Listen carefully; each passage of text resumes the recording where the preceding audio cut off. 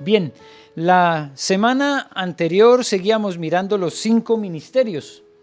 Todo funciona. Estamos en otro lugar, pero funciona el control remoto para pasar las diapositivas. Claro que también lo bueno y lo malo, ¿no? En algún momento es probable que a veces se salta de a dos, así que voy a tener que estar mirando constantemente para allá, para asegurarme que estamos en la diapositiva que es. Los maestros, entonces, para nosotros hacen parte fundamental del ministerio de la iglesia. Y no estamos hablando solamente de los maestros de escuela dominical, sino todos aquellos que dedican un tiempo para enseñar. Y para enseñar lo que dice la palabra. Decíamos la semana anterior que para el pueblo de Israel la enseñanza fundamental era la Torá. Era el texto fundamental de enseñanza que, como les dio el Señor instrucción, debía pasarse de padres a hijos, de padres no solamente a una generación que era la que le seguía a sus hijos, sino también de padres que después se convertían en abuelos y también a sus nietos debían transmitirle ese mensaje. Es lo que nos dice Deuteronomio capítulo 6. Que el propósito de compartir este mensaje era que trascendiera a una sola generación, que llegara a más generaciones. Ahora, tenemos hoy que decir algo que con respecto a lo que significa la responsabilidad de padres y de abuelos, que esa responsabilidad no se exime de cada uno de nosotros que somos los que escuchamos, es decir, cuando pensamos en que un papá hace su labor o un abuelo hace su labor, eso no exime de la responsabilidad que tiene cada uno de nosotros que escuchamos. Ya lo hemos mencionado de otra manera. Sí es importante que los abuelos entiendan que no están ahí solo para malcriar, porque el mundo nos dice, estamos solo para malcriar. No, también hay que regalonear a los nietos, sí, pero también hay que darles guía e instrucción. Y es importante que los padres se encarguen también de que sus hijos respeten a sus abuelos, ¿ya? Pero nada de esto exime de la responsabilidad personal, es decir, tanto hijos como nietos van a tener que responder personalmente delante del Señor. Porque eso lo dice la Escritura, cada uno dará cuenta de sí mismo delante del Señor. Allá nadie puede llegar a decir, es que mi papá era líder en la iglesia. No, nada que ver, es la responsabilidad de cada uno de nosotros. Es que mi mamá era muy devota, ella oraba todos los días. Muy bien, gloria a Dios por tu mamá, pero tú mismo vas a tener que dar respuesta delante del Señor por tu propia vida. A eso es a lo que nosotros llamamos la parte de Dios, que solo la hace Él, la parte del que escucha y la parte del que está compartiendo el mensaje. No hay forma de eximir esa responsabilidad. Sin embargo, la familia era el núcleo fundamental de enseñanza. Y esto estoy hablando todavía pensando en lo que era la Torá. Pero la pregunta es, ¿ha desaparecido ese fundamento? ¿Que la familia sea el principal foco de enseñanza? No ha desaparecido, pero atención, y esto es un momento bien importante para recordar cuántas implicaciones tiene nuestro voto, como decía Andrés. Hoy estamos nosotros aquí en Chile ante una jornada electoral que nos implica también una gran responsabilidad a cada uno de nosotros que emitimos nuestro voto. ¿Entendemos qué clase de ideología estamos apoyando con nuestro voto? ¿Nos hemos tomado el tiempo de escuchar qué clase de enseñanza respalda nuestro voto? Es decir, cuáles son las propuestas, cuáles son aquellas informaciones que se nos han transmitido que son verdaderas, porque esta es la época, como ya lo veíamos hace unas semanas, de la posverdad, de una cantidad de informaciones falsas, donde se dice que tal candidato dijo esto, pero va uno a mirar y no es verdad. A eso se le llaman ahora las fake news. ¿Qué tal ese acento, no? La fake news. No, si ahora todo es con extranjerismo, entonces queda uno ahí como a veces con... ¿Será que lo estoy diciendo bien? Pero sí, es verdad. O sea, hay una cantidad de informaciones que a veces son falsas y la gente dice, no, yo por ese candidato no voy porque dijo tal cosa. ¿Estás seguro? Hoy nos toca hacer ese ejercicio, ya no nos podemos quedar solamente con la pancarta, con la palomita, con la imagen, tenemos que leer qué es lo que proponen. Pero este tema está relacionado, ¿y por qué lo estoy mencionando hoy específicamente? Porque hay cursando dentro del Congreso una ley cuyos, de alguna manera, impulsores lo que planean es quitar la responsabilidad primaria de la familia en la enseñanza de los niños. No, así no lo dice la ley, claro que no. El título es Garantías para la niñez. Y suena bien, ¿cierto? Suena bien, Garantías para la niñez.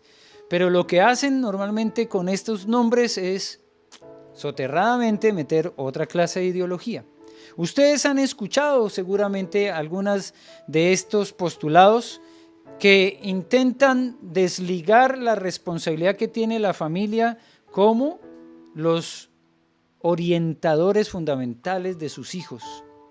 Y entonces esa facultad se la dan al Estado. Entonces el Estado es el que puede tomar la decisión de qué estudian, qué leen, qué aprenden los hijos. Y eso no parece tan delicado al principio, porque uno dice, bueno, en el jardín no hay mucha diferencia tal vez. Pero en la básica, de pronto ahí hay algunas enseñanzas que no me gustaría que les dijeran a mis hijos. Pero como la ley cursa y puede ser que llegue a ser aprobada, entonces eso significaría que cualquier pensum, cualquier programación que el Estado diga que tienen que recibir los niños, sin importar cuál sea el colegio, están obligados a impartirla.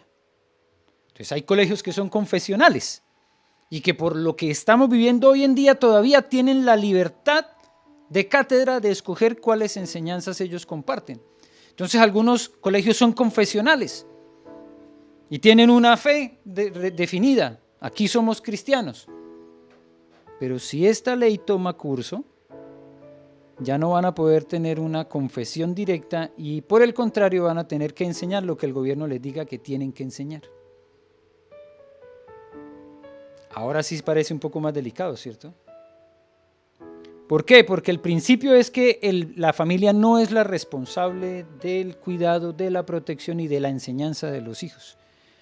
Hoy la familia decide en qué colegio va a estar su hijo, de una u otra manera. A veces están cerca de la casa, a veces están muy lejos, pero uno toma la decisión basado en convicciones, que este colegio va a firmar unas bases firmes para mi hijo, que va a ser un ambiente protegido, que las enseñanzas que van a recibir de alguna manera están amparadas por la palabra de Dios. Si eso desaparece, no sabemos en dónde estamos matriculando a nuestros hijos. No vamos a tener mucha posibilidad de orientarles, porque desde muy temprana edad, así como lo han querido hacer, a través de algunos libros, a través de algunas cartillas, les van a querer enseñar lo que el Estado diga que es lo que se debe enseñar. Y voy a mencionar solamente una cartilla, un libro, que tuvo esa intención, pero que algunos vieron una señal de alerta en ese título. Nicolás tiene dos papás. Ya algunos lo recordaron y algunos lo ubicaron seguramente. Que inicialmente se lanzó como una posibilidad de enseñanza para los niños, pero algunos se alertaron cuando lo que dijeron por detrás de es que era el anticipo de lo que venía, de la forma de enseñanza que debía impartirse ahora a nuestros niños desde los 3 o 4 años, porque el libro estaba estructurado para que fuera visto y entendido por niños pequeñitos. No tiene nada de malo el libro. Lo que tiene de malo es que lo metan dentro del pensum del colegio y que ni siquiera los papás puedan al mismo tiempo conocer lo que mis hijos están aprendiendo y yo como papá poder orientarlos. Era quitarle la responsabilidad al papá y decir que el colegio, la escuela, les va a enseñar todo lo que ellos deben saber. Y eso no es así. El colegio da una cantidad de conocimientos, unas enseñanzas importantes. Pero la educación viene de casa y es el lugar donde, amparados claramente por lo que dice la Escritura, debemos nosotros dar las bases fundamentales a las personas, no solo a nuestros hijos, a las personas, desde la familia, desde el hogar. Pues si yo digo solamente a los hijos, entonces hay familia extendida, que a veces llega a compartir en una misma casa y entonces están un sobrino que vivía en otra parte y que para poder estudiar viene acá. Ese no es hijo, pero es familia. Y al estar amparado bajo el mismo techo, en la familia, en ese hogar es donde deben cursarse las primeras básicas enseñanzas. Los maestros principales son los padres y eso no puede desaparecer. Así que hoy voten con responsabilidad, mis amados hermanos. Lean las propuestas, lean los postulados, porque claramente hay candidatos que dentro de su programa dejan claro qué ideologías están ellos apoyando. Y cuando tú votas por él, estás diciendo, yo estoy de acuerdo con todos esos postulados. Yo también quiero que eso sea la educación que le den a mis nietos, ¿cierto? A mis hijos, a mis próximas generaciones. Tomemos esto en cuenta, bien importante, porque la iglesia cumple una función también, claro que sí. La iglesia participa activamente también en una parte de ese desarrollo y crecimiento, y decíamos que como responsabilidad nuestra entendemos el valor de las clases de escuela dominical. Desde muy pequeñitos queremos que los niños también conozcan a Jesús.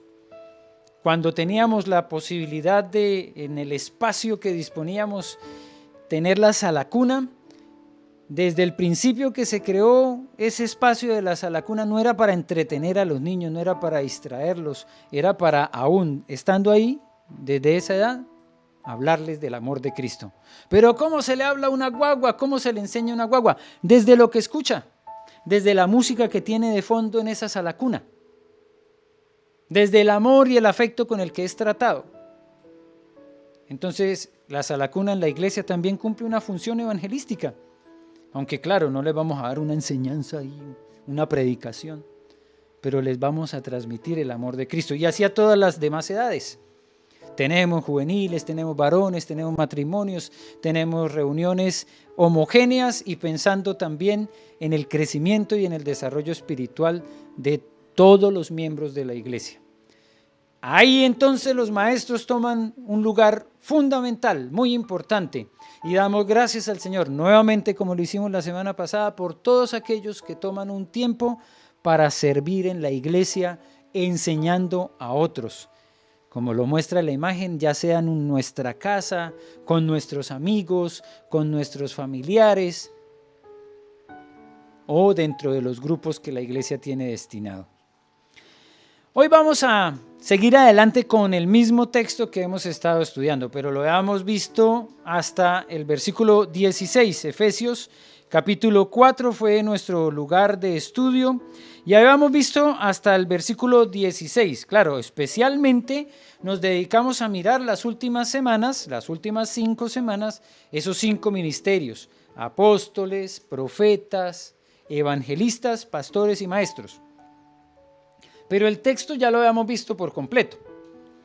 Ahora la invitación es a ir un poco más adelante para ver qué tanto en este texto se nos habla de las diferencias y qué clase de diferencias.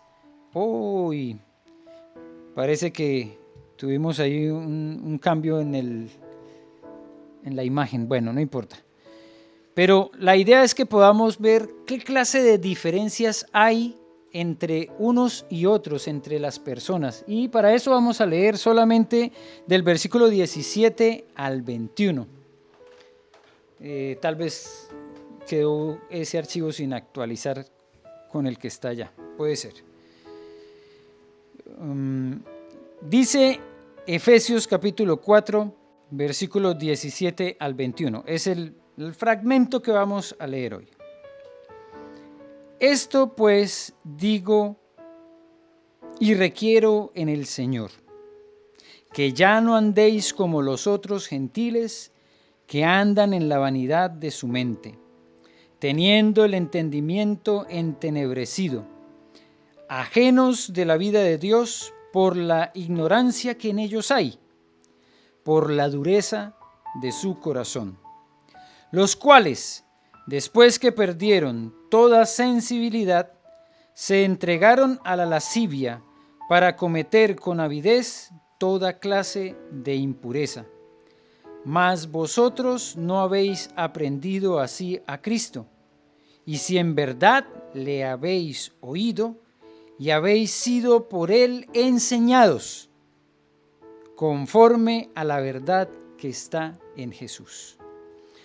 Bueno, aquí hay varias consideraciones que dicen de acuerdo a, ¿será que? Porque hay unos supuestos que plantea el apóstol Pablo. ¿Y cómo son esos supuestos? Cuando él dice, y si en verdad, ¿cierto? Deja planteado como en el ambiente una pregunta. ¿Será que en verdad habéis oído a Cristo Jesús? Él plantea primero claramente una declaración contundente. Vosotros no habéis aprendido así de Cristo. Pero cabe la posibilidad que los que debían haber aprendido así de Cristo no lo hayan aprendido. Entonces él suelta una pregunta en el aire. ¿En verdad habéis oído? ¿Habéis sido por él enseñados? Así es como podemos entender esos versículos, ¿cierto? El 20 y el 21, como declaraciones que de alguna manera el apóstol Pablo está entregando a quienes escuchan el mensaje, inicialmente los efesios, los habitantes de Éfeso, pero que hoy cuando nosotros lo leemos también debemos cuestionarnos. Es una pregunta que se lanza en el aire cuya respuesta solamente puede ser dada personalmente. No es una pregunta para el conglomerado, no es para todos, es personal. ¿Habéis oído?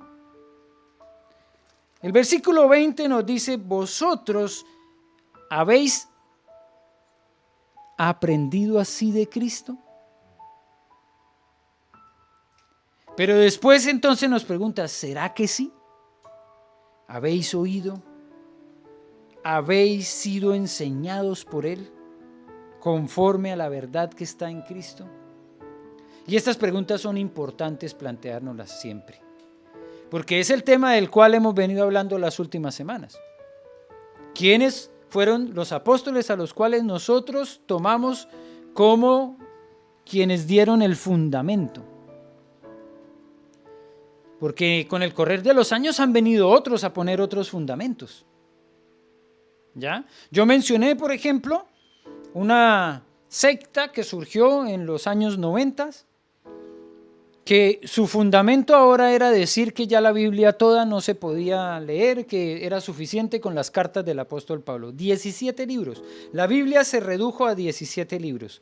Algo muy conveniente, yo decía, sobre todo cuando uno tiene que aprenderse de memoria a los profetas menores. Ahí cuando le dicen a uno apréndaselos y dígalos en orden, empieza como a transpirar, ¿cierto? No son tan fáciles. Claro, parecía como muy bueno tener solo 17 libros, pero si nos quedamos solamente con 17 libros del Nuevo Testamento, que son los escritos del apóstol Pablo, ¿dónde queda lo demás? Lo que dijo Pedro, lo que dijo Santiago, lo que dijo Juan, los evangelios. ¿Por qué desecharlo? No podemos fragmentar la palabra, tenemos que tomarla toda como viene. Por eso cuando se fragmenta es más fácil manipular. Y este líder manipuló a este grupo de personas para decirles que ya no había que bautizar, porque en algún momento, y yo lo leí en 1 Corintios 1, el apóstol Pablo dijo, yo no he sido llamado a bautizar. Pero a renglón seguido dice, solo bauticé a los de la familia de Gallo, a Estefanas. O sea, dejó claro que su ministerio principal no era bautizar, pero en ningún momento dijo, no bauticen. Es más, aclaró que él mismo había bautizado a unos pocos. Entonces, toman una enseñanza, la recortan, la sesgan y hacen que las personas los sigan. Este grupo consiguió que muchas personas se tatuaran el 666, eso salió en las noticias porque era una locura para muchos. El 666 siempre ha tenido un significado terrorífico. Yo, de acuerdo a lo poco que he podido estudiar del libro de Apocalipsis, no es tan terrorífico. Realmente el 666 era un número que identificaba un hombre. Pero este hombre consiguió que la gente se tatuara, de por sí que ya debe ser bien doloroso el tatuaje. Yo no he escuchado todavía a nadie que diga que un tatuaje no causa ningún dolor, porque utilizan unas agujas, microagujas, y bueno, es doloroso. Pero que se tatuaran semejante número tan poco reconocido. Si saben ustedes que hay personas que cuando les sale la patente con el número 666 rechazan el auto, por el solo miedo de que les pueda pasar algo. Conozco personas que han hecho eso, porque hay un 666 en la placa patente de un auto. Hay muchos que le tienen temor, pero otros, manipulados, no solamente le bajaron la restricción al temor, sino que además se tatuaron el número. ¿Quiénes son nuestros maestros? ¿A quién estamos leyendo? ¿Cuáles son las enseñanzas que nosotros seguimos? Lo que plantea el apóstol Pablo entonces es, ¿qué clase de líder nosotros hemos seguido? ¿Son las enseñanzas de Cristo? Puede ser que sean las enseñanzas de falsos apóstoles, de falsos profetas, de falsos evangelistas, de falsos pastores y falsos maestros. Que los hay y los han habido en la historia. Falsos profetas que han venido a decir van a pasar cantidad de cosas. Y sí, se cumplen unas, pero otras no. ¿Y por qué unas sí y otras no? Cuando Dios dijo, se cumplió. Y cuando Dios hablaba a un profeta, dejó claramente una instrucción. Aquel profeta que diga algo de mi parte y no se cumpla, sea desechado. Entonces Dios no se equivoca, Dios no va diciendo cosas a ver si de pronto funciona o no. Los profetas de Dios dijeron y lo que dijeron se cumplió. Todas las profecías que se hicieron con respecto a Jesucristo fueron cumplidas, todas y cada una de ellas. Hasta el hecho de que al nacer Jesús y por causa de la persecución que estableció Herodes, se tendrían que ir a Egipto. Uno dice, pero ¿por qué hasta allá? Claro, cuando conocemos un poco más de la historia y nos damos cuenta cuál era el territorio que gobernaba Herodes, no había de otra. Si se iban para el norte, en el norte también podía llegar ese mismo decreto para asesinar a los niños menores de 2 años. Entonces la forma de salvar la vida de esa guagua por parte de María y José era ir a Egipto. Pero también la profecía decía, de Egipto llamé a mi hijo. Entonces uno dice, uy, qué contrariedad, qué locura tener que arrancarse por allá para Egipto con una guagua pequeña, no tenían nada, pero tenía un plan Dios. Dios sí tenía un propósito y en esa salida se cumplió la profecía. Que nacería en Belén, que sería entregado, que como oveja muda iría al matadero. Todas las cumplió Jesús. Así que las enseñanzas de Jesús son básicas, son fundamentales. Y hoy nosotros debemos de alguna manera estar conscientes que son las mismas enseñanzas que debemos seguir. El mundo procura cierta clase de enseñanzas. Joan, yo creo que ese no es el archivo, papá. Entonces vamos a tener que prescindir de ese archivo porque seguramente está equivocado. Tal vez en el trabajo se perdió, así que mejor quitarlo. Pero lo que queremos ver es cómo hoy las enseñanzas de Jesús han perdido relevancia cuando la gente dice es que es intolerante lo que enseña la Biblia. Lo que nosotros creemos es lo que debe verse como algo importante. La ideología que nosotros queremos implantar es la que es importante. Y vean que nadie puede estar en contra de ello. Y muchas veces esas ideologías parten del hecho de que se deben proteger a las minorías. Y es cierto, nosotros tampoco estamos a favor de que se pase por encima de nadie. No queremos ver que hay un abuso sobre nadie. Yo creo que un creyente que lee la Escritura y ve lo que claramente está allí consignado, no podría estar a favor de un genocidio. No podría estar a favor, por ejemplo, de lo que significa la injusticia social. Y tampoco podría estar de acuerdo con lo que es la desigualdad. Pero los términos en los que se plantea hoy la igualdad no necesariamente son los términos en los que la Escritura habla de la igualdad. Porque lamentablemente nosotros hoy, pensando en lo que significaría realmente la igualdad, se nos confunde con otra palabra que tiene más sentido, y es la equidad. ¿Por qué? Porque la igualdad significa, en los términos que hoy se está tal vez desarrollando una enseñanza o una doctrina, ¿cierto? O una ideología, que todos debemos ser tratados igual, ¿cierto? Que todos deberíamos tener la misma cantidad de derechos, que todos también deberíamos tener las mismas responsabilidades, ¿cierto? En ese orden de ideas. Pero cuando uno va a mirar la situación concretamente, nos damos cuenta que a veces la búsqueda de esa igualdad deja por fuera la realidad de la búsqueda de la equidad.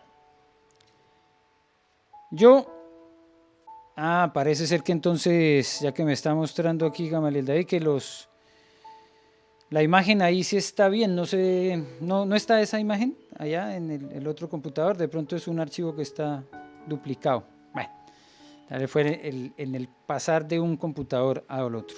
En esa búsqueda de la igualdad nosotros perdemos de vista la equidad. Gamaliel David, ¿eso lo están transmitiendo a través del...?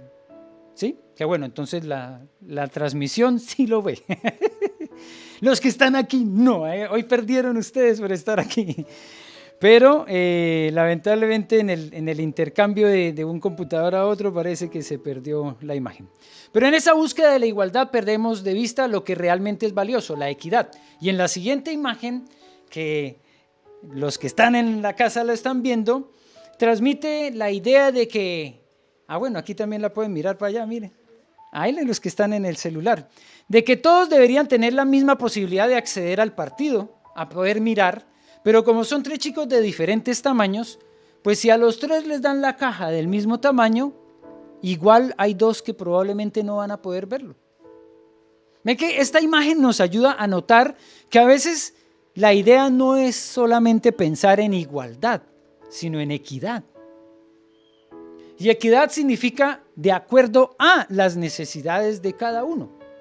Porque igualdad significaría entonces que, por ejemplo, si yo voy a hacer una distribución económica en una población, digamos, en un condominio como este, y decimos, todos deben recibir una cantidad de dinero igual, pues hay personas que van a agradecer mucho esa cantidad de dinero, ¿cierto? Porque están trabajando, porque tienen deudas, pero si hay niños de 2 y 3 años y de 1 año, no creo que vayan a hacer mucho con ese dinero, ¿cierto?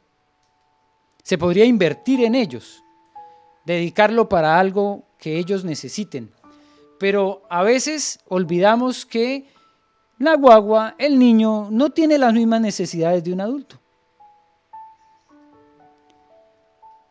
Entonces, si fuésemos equitativos en la distribución, lo que buscaríamos sería el bien común y que las cajas sean entregadas para cada uno de ellos. Que las cajas que les permiten a los muchachos poder ver el partido sean ubicadas para favorecer al que realmente la necesita. Y este concepto de equidad, el Señor sí lo tiene bien claro, bien identificado. Porque la palabra nos dice, por ejemplo, con respecto al pecado, que todos han pecado. Ahí no hay desigualdad. Ahí todos por igual son considerados ante los ojos de Dios. Claro, pues a nosotros nos gusta equilibrar la balanza y decir, sí, pero es que mis pecados no son tan graves como los de ese asesino que está allá en la cárcel. A nosotros nos gusta pensar que yo soy más merecedor del amor de Dios porque yo no hago tantas cosas malas. Yo me comporto bien, yo soy hasta buen hijo, de pronto hasta buen esposo. Y por eso ya merezco un trato diferente de parte de Dios. Además, yo predico en una iglesia, imagínense. Yo tengo más privilegios. Pero ¿saben qué? Este versículo nos dice claramente que ante los ojos de Dios, todos somos iguales. Todos han pecado. Eso sí es equidad. Es un reconocimiento de la condición de todos nosotros. Pero lo más lindo es que este texto también nos recuerda que por estar destituidos de la gloria de Dios, nosotros también recibimos el perdón para todos.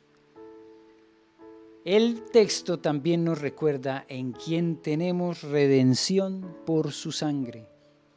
Y cuando dice tenemos, son todos. Y cuando el Señor dice quiénes serán los que van a ser beneficiados por este sacrificio, mas a todos los que le recibieron, a los que creen en su nombre. Salvación para todos también. Ese trato equitativo, entonces, es el que a nosotros nos debe motivar, no el igualitario que hoy se malentiende. Se convierte muchas veces en formas de injusticia también. Porque cuando se les entregaron las cajas a los 3 chicos para que pudieran ver el partido, claramente 2 se quedaron sin poder verlo. Y no pensamos en las necesidades del otro que era más chico. Si mantenemos clara la idea de la equidad, entonces el contexto de este pasaje también nos sigue enseñando del valor que tienen las enseñanzas de Cristo Jesús, que trascienden cualquier frontera, que tienen aplicación en cualquier contexto ideológico, digamos político. Porque uno dice, bueno, es que estamos muy bien aquí nosotros siendo cristianos en democracia, pero ¿qué tal los cristianos que están en medio de una dictadura? A ellos, ¿cómo les toca ser cristianos? Les corresponde ser cristianos también en ese contexto. ¿Tienen desafíos grandes? Sí. Así como también nosotros tenemos desafíos grandes viviendo en democracia. Uno de los desafíos más grandes que tenemos nosotros aquí en toda esta libertad es que el apóstol Pablo nos dijo, utilicen la libertad, pero no como libertinaje. Aprovechen la libertad, pero no como una ocasión para la carne. Entonces, algunos en la historia de la humanidad han visto cómo se desarrolla el cristianismo de una manera exponencial en medio de la persecución. Lo cual es increíble, ¿cierto? Pero en lugares donde hay completa libertad, no crece tanto el evangelio. ¿Por qué será? Porque a veces tanta libertad no la utilizamos bien. Porque a veces las enseñanzas de Jesús pueden ser muy fáciles de acomodar. Y empezamos nosotros a trivializar algunas de las enseñanzas de Jesús o a relativizarlas. Por ejemplo, hay un texto que lo hemos repetido muchas veces. La palabra del Señor nos anima y nos motiva a congregarnos, ¿cierto? No dejando de congregarnos como tienen por costumbre. Y eso es un texto que está ahí, está claramente escrito para motivarnos a reunirnos, a congregarnos, a estar unidos en amor. Pero yo me atrevo, así como lo hacía el apóstol Pablo, a soltar una pregunta en el aire. ¿Será que a veces nosotros, el congregarnos, se nos ha convertido en una opción cuando me quede tiempo? ¿Será que a nosotros el congregarnos se nos ha convertido solamente en una de las muchas posibilidades que tenemos de programar nuestras agendas?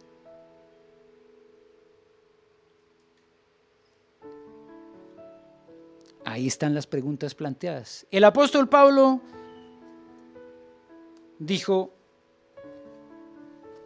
mas vosotros no habéis aprendido así a Cristo. Pero el versículo 21 soltó la pregunta: si es que habéis aprendido así de Cristo.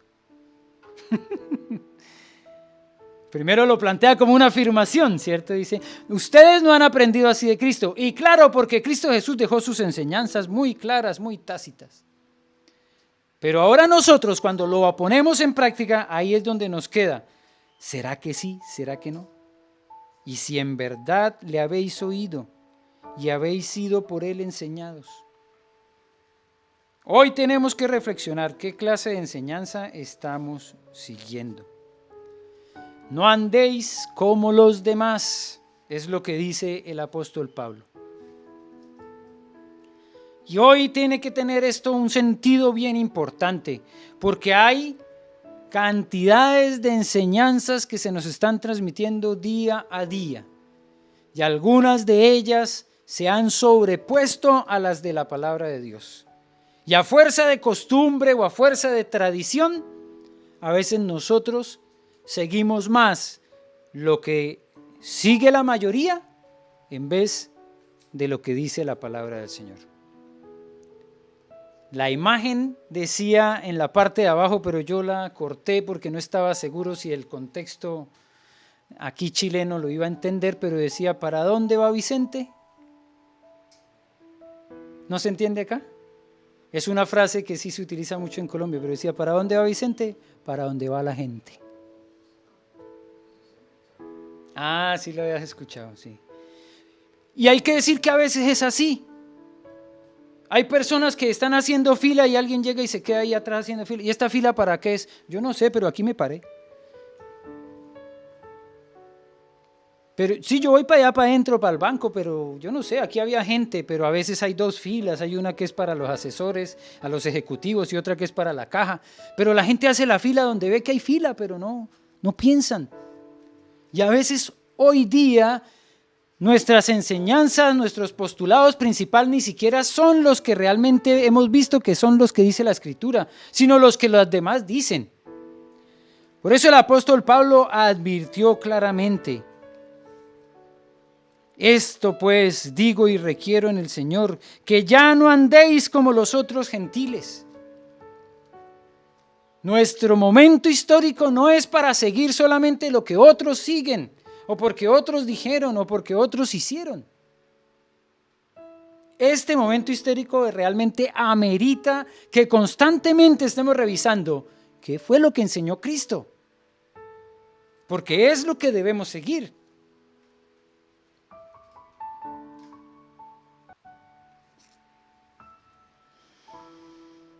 Teniendo el entendimiento entenebrecido, ajenos de la vida de Dios, por la ignorancia que en ellos hay y la dureza de su corazón.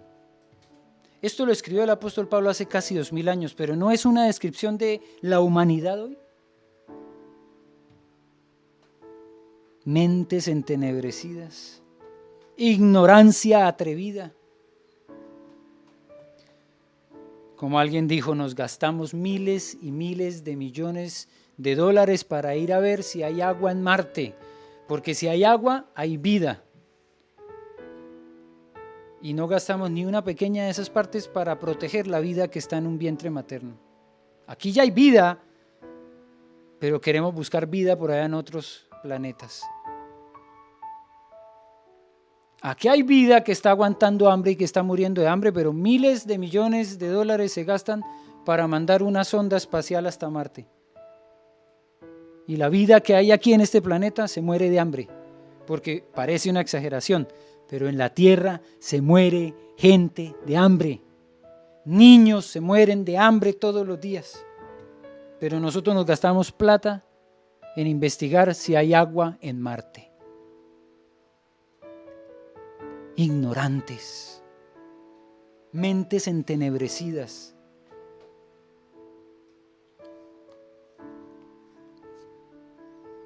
Sigamos el ejemplo de Cristo. Lo hemos venido mostrando en las últimas semanas. Es un señor que le llaman Rabí, que tiene muchos seguidores, pero que se pone una toalla en la cintura y como un esclavo trae una vasija con agua y le lava los pies a sus discípulos. ¿Por qué cuesta tanto entender a ese Jesús? Porque no es lo que hace este mundo. En este mundo, el maestro, el jefe, el director, el líder solo manda y los demás obedecen. Pero Jesús se volvió esclavo, lavó los pies de otros, malolientes, callosos. Hoy día nosotros tenemos talco para los pies y todo, hasta loción para los pies, pero en ese entonces así lavó los pies de sus discípulos y nos dio ejemplo. Ejemplo de amor. Acogió a los que nadie acogía. Tocó a los que nadie tocaba. Pero hoy uno dice, no, pero si un habitante de calle, si Jesús se hubiese acercado a uno de los habitantes de calle de hoy, no, Jesús no, huelen terrible. Ni te imaginas a lo que huele un leproso. ¿Sabes a qué huele un leproso? A carne podrida. ¿Alguna vez has olido carne podrida? Y Jesús se acercó al leproso y lo tocó. Yo creo que un habitante de calle no huele tan mal como olía un leproso. Claro, no piensen en el leproso de hoy, piensen en el leproso de hace 2000 años. Sin soluciones salinas, sin todo lo que hoy puede ser la forma de acceder a la limpieza que se le puede dar a una herida hoy. Ese Jesús es el ejemplo. Pero nos cuesta mucho seguirlo, ¿verdad? Vosotros no habéis aprendido así de Cristo. Celindo nos recordaba esta semana a través del chat una pequeña tarea. Bueno, no fue tarea, realmente fue una sugerencia. ¿Qué hacemos con el Salmo 119 para que podamos ver de qué tratan esas enseñanzas que hay ahí? ¿Cuántas veces en cada versículo se menciona la ley de Dios, los mandamientos de Dios, los estatutos de Dios? Pregunta, ¿quién hizo la tarea? Ahí en el chat algunos seguramente van a decir, yo sí. O algunos van a decir, no, era muy larga, Salmo 119, 150 versículos. Pero yo les pongo ahí en la imagen solamente un ejemplo de los primeros versículos. El Salmo 119 en sus primeros versículos. Y nosotros pues tenemos una tarea grande, ¿cierto? Pero solo en los 5 primeros versículos, y es una pequeña tarea que aquí en la Biblia yo también la tengo resaltada, ¿cierto? ¿Cuáles son las palabras a las cuales hace referencia el salmista de lo que Dios ha dicho? ¿Y cuánto valor le pone él a lo que Dios ha dicho? Bienaventurados los perfectos de camino, los que andan en la ley de Jehová. Primer versículo, ¿no? Ley. Segundo, bienaventurados los que guardan sus testimonios y con todo el corazón le buscan. Tercer versículo, pues no hacen iniquidad los que andan en sus caminos. Cuarto versículo, tú encargaste que sean muy guardados tus mandamientos. Y versículo 5, ojalá fuesen ordenados mis caminos para guardar tus estatutos. Esto es solamente un ejemplo, pero sigan cada uno de los versículos del Salmo 19 y es maravilloso, porque cada versículo hace mención de la palabra de Dios. de los mandatos de Dios, de los estatutos de Dios, de los caminos de Dios, de los testimonios de Dios, de las enseñanzas de Dios, y hagan la tarea para que puedan darse cuenta que hoy nosotros no tenemos otra manera posible de seguir las enseñanzas de Cristo si no es con su palabra. Y entre menos tiempo le dediquemos a la palabra de Dios, pues más alejados estaremos de lo que enseñó Cristo. Y entre menos tiempo le dediquemos a conocer a Jesús, pues no vamos a poder seguir el ejemplo de Cristo. Ahora, el apóstol Pablo nos plantea algo que es el tema para la siguiente semana. Todo esto solamente puede ser posible si cambiamos la mente. Porque uno puede cambiar el hábito, ¿cierto? A veces leía muchas cosas, literatura, novelas, ficción, películas, y ahora entonces voy a cambiar ese hábito y voy a hacer otra cosa. Pero si la mente no cambia, no va a cambiar nuestro corazón, no va a cambiar nuestra manera de hacer las cosas. La próxima semana veremos lo que significa cambiar la mente, porque es lo que nos plantea a partir del versículo 22. Hoy leímos hasta el 21, pero la próxima semana vamos a ver qué significa cambiar la mente. Mientras tanto, oremos y recordemos esta semana cuando tengamos la oportunidad de tomar el Salmo 119, que es aquí mismo en la palabra donde están las enseñanzas que nos hacen seguir el ejemplo de Cristo. Es el ejemplo que no ha perdido vigencia, es el ejemplo que debemos seguir. Padre, te damos gracias porque el apóstol Pablo compartió un mensaje muy básico, muy sencillo, pero trascendental para nuestras vidas. Tenemos que seguir el ejemplo de Cristo y que nuestra vida pueda ser cambiada y transformada para actuar y caminar como Él caminó. Por eso, letras de canciones nos hacen reflexionar tan poderosamente. Por ejemplo, como nos compartía nuestro amigo Santiago Benavides, ¿cómo es la mirada de Jesús? Cuando nosotros sabemos cómo mira Jesús a los demás, ahí tenemos que seguir ese ejemplo para mirar a los demás como los miraría Jesús.